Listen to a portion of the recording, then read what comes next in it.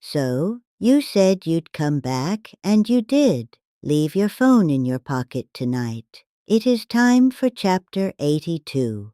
There are graves in the forests of Japan that exist far from any cemetery, far from any path or road, deep in the trees where no casual visitor would ever find them. Some of them are old, marked with stones worn by weather into shapes that only suggest their original purpose. Others are more deliberate in their placement, as though whoever put them there chose the location carefully, for reasons that had nothing to do with convenience. These forest graves are not abandoned, they are tended by something that makes its way through the trees to that specific spot, regardless of the season, regardless of the distance, to place something fresh upon the stone, and to ensure that whatever rests there is not entirely alone. I have passed such graves myself. I have always continued walking without stopping. There are courtesies the forest expects, and there are consequences for those who do not observe them. A group of 4 hikers were making their way through a densely forested area on a route that took them well away from marked trails. Experienced walkers, the kind who preferred the less traveled parts of the mountain. They had been walking for several hours through increasingly dense forest when one of them spotted something through the trees to the left of their route, a small clearing, within it a stone, low to the ground, old in its appearance. They detoured to look at it more closely. It was a grave, unmarked in any way they could read. No name, no date visible on the weathered surface, but clearly and deliberately placed, and at its base something that made all 4 of them go quiet. Fresh flowers, recently placed, in a location that was several hours' walk from the nearest road. They stood around the grave in the small clearing and looked at the fresh flowers without speaking. Someone had been here recently, someone who had made the considerable effort of traveling deep into this forest specifically to place flowers on an unmarked grave. They speculated briefly about who might be buried there.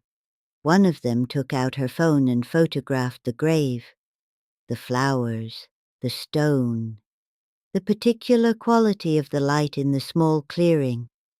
Then another did the same. They looked at the photographs on their screens and continued their hike. None of them thought much more about it at the time. There are courtesies we do not know we are violating until it is too late.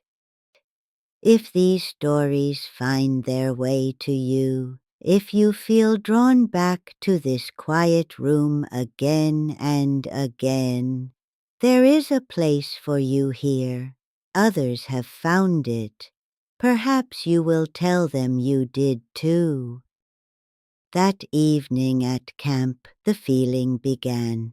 Not simultaneously, not dramatically, simply a growing awareness in each of them individually that something was different about the camp that evening, a quality to the air around the tents, a sense of presence at the edge of the firelight that felt more focused than usual, more aware of them in particular, more aware of what they had done that afternoon in the small clearing.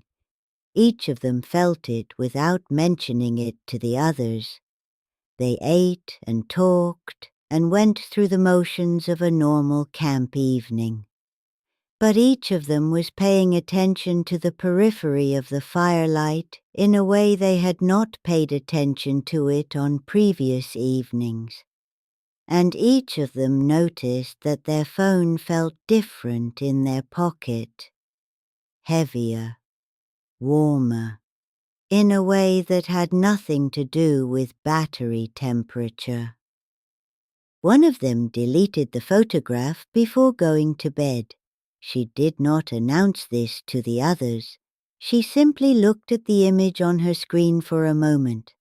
The grave, the fresh flowers, the small clearing, and deleted it, quietly, without explanation. She slept better than the other three that night.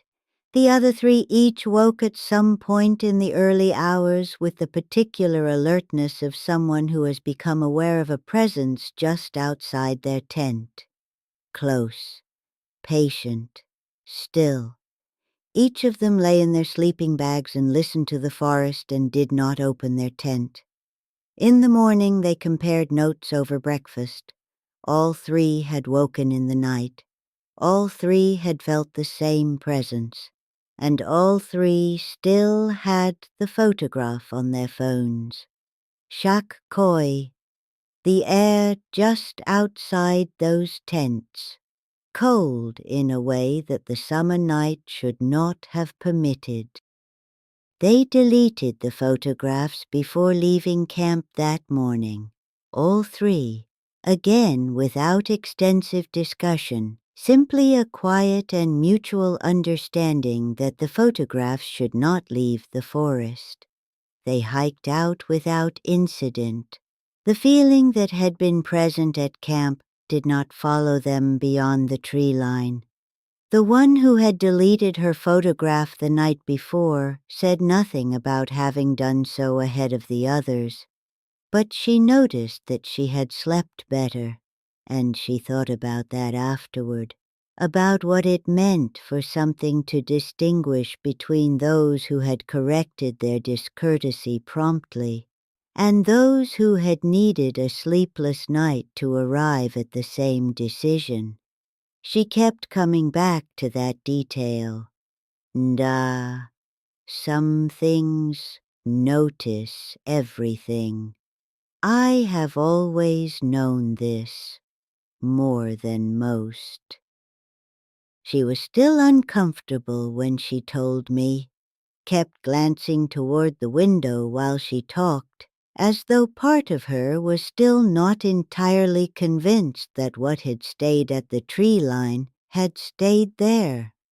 She said the thing that had bothered her most looking back was not the night itself. It was the photograph, the act of taking it. She had photographed hundreds of things on hikes over the years, but standing in that small clearing looking at fresh flowers on an unmarked grave deep in a forest, she had known.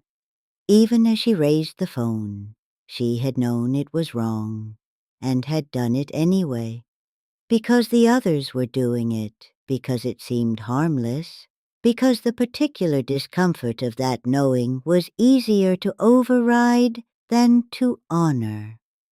She said she had not made that mistake again, and I believe her. Another whispered story from Japan, shared quietly here beside the kotatsu.